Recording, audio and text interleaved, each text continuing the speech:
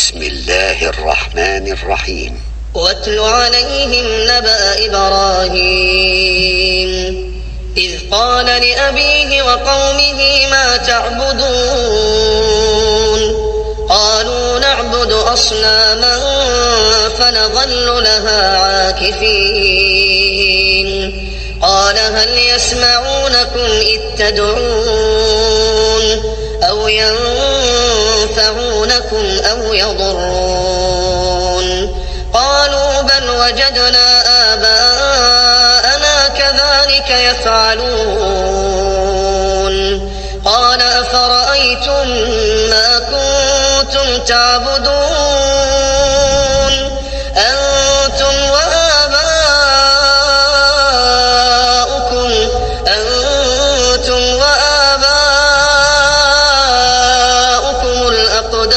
الأقدمون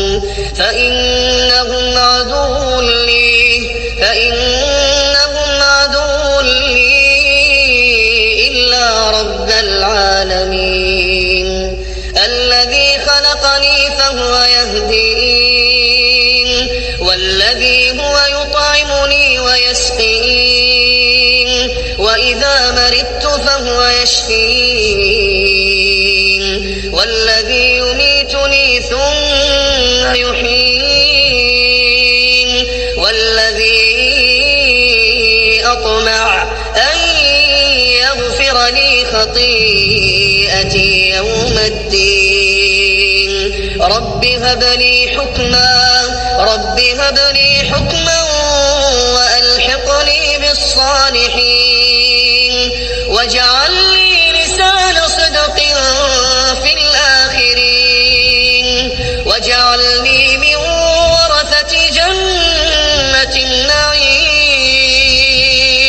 واغفر لأبي إنه كان من الضالين